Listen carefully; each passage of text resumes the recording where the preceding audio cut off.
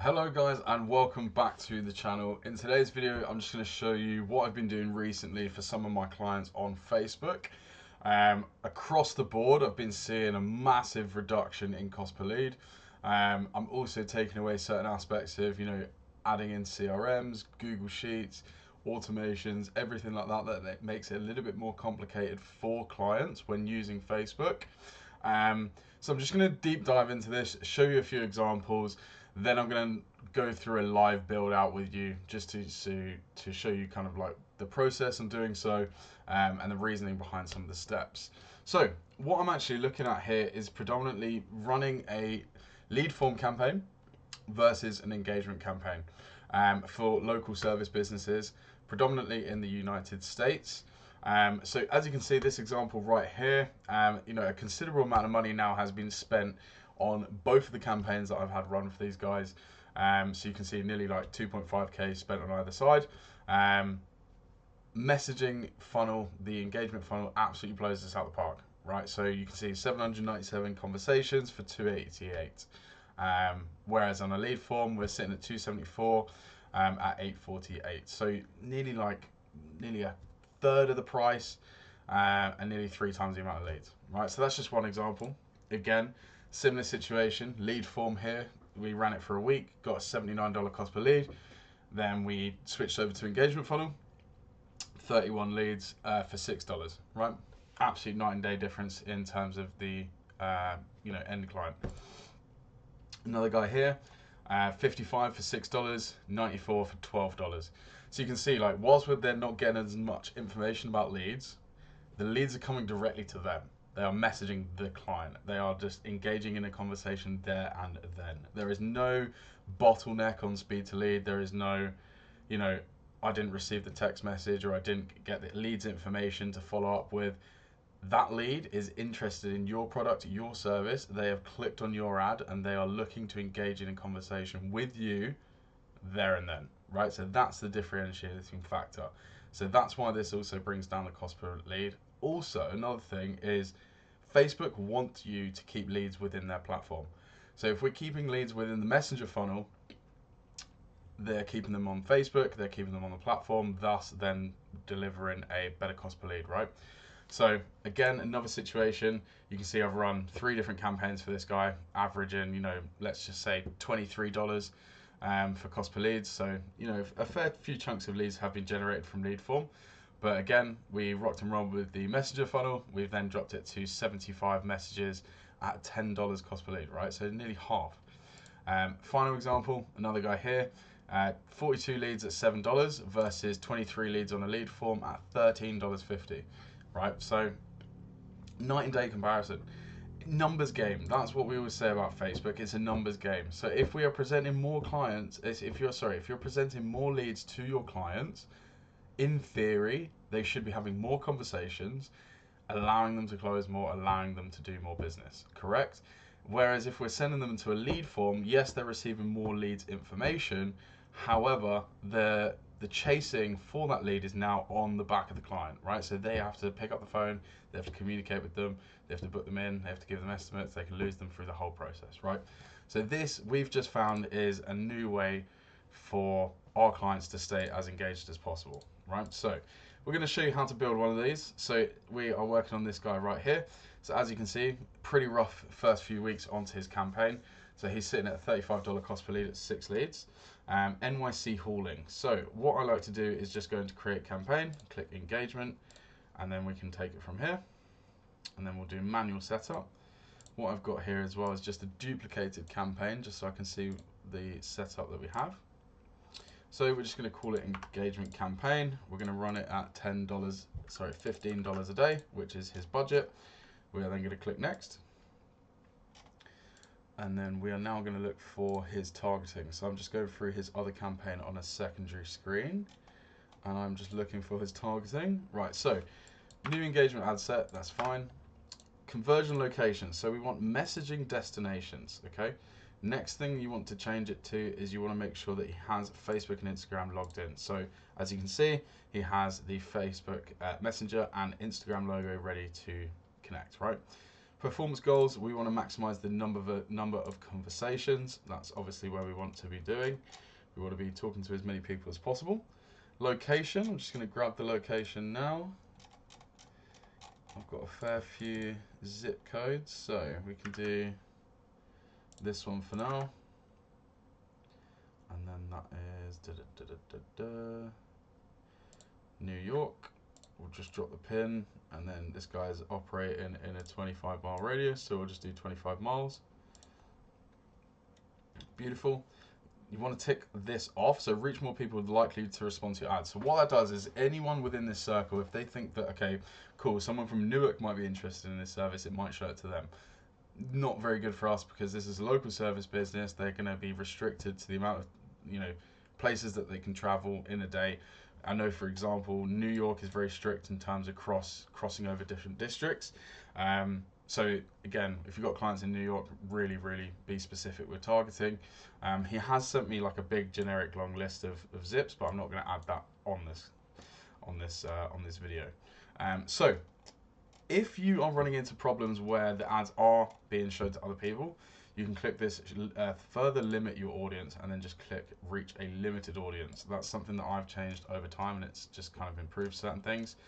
Placements is entirely up to choice. I mean, realistically, you can leave placements as they are. Facebook will just spend accordingly. But most of the time, I then turn off places like apps and marketplaces and things like that, because it just kind of wastes money. Another thing is you do not want to be spending on in real advertisements. So basically, your advert will play in someone else's video. Doesn't make sense. So moving on. We're going to hit next, and we are then reaching the ad stage. So ad engagement name. So what we need to do here is we need to understand what is the power behind a messenger funnel, right? So messenger funnels for me is a completely different type of dynamic in terms of a sales position. What I'll do here is I'll show you. So you can see here that I create different types of copy using ChatGPT, obviously, but my junk messenger copy is slightly different. So for example, I will just paste it in all the client information that I have on this specific individual, for example, and then it's going to punch out to me 5 different variations of text. So most of the time it's going to be generated in a position where it's like talking from the business owner's standpoint. So, I'm Jared, etc. This is why I've started the business. This is what I do. I take pride in what I do, etc. This is how to reach out. Kind of follow that process. So ask ChatGPT to give you 5 variations of the copy, plus headlines, things like that. The best things that work for this is obviously video ads. So this guy has some custom video ads here that we've created for him. So if that would play, how do we get the preview? Usually it just hovers up. Okay, cool. It's not working. So what we can do then is then go into images and then just start adding the images as well. So things that work really well for images is team photos, pictures in front of the trucks, pictures shaking hands with customers, pictures of your equipment, pictures of you on the job site, things like this, right? You can either post them in a generic fashion, so just the images, or you can then take them to Canva, add on different sort of quotations or something like that. So different call outs, for example. You can put in their pricing, you can put in their numbers, you can do things like this. So this is just some examples. So again, we've just taken this to Canva, super simple. We do the heavy lifting, enjoy the results with a list of services, number, and how to reach out to us. Again, just adding in Google reviews, phone number. So you can see the pattern here. So these are the types of pictures that we request from people. And these are the very basic edits that we actually make to them because it doesn't require a lot of editing to be done. So back to this. So now that you've got the different types of creative, so you've got different videos and different pictures to use following that metric and that system, then what you want to do is go into the text. So when you're obviously setting up the text, let's just pick this and this, for example, and then we'll go into primary text. This is where you can then do the four or five different variations of the copy that you've got. Take note of the headlines as well. Add the headlines and then add them here. So you can add in the different options. So we can do that one and then another one. Add the headlines. Call to actions. Depends what you're kind of doing. So if you're obviously selling a service, selling a product, selling quotes, stuff like that, you can do get quote, contact us, things like this, book now, stuff like that.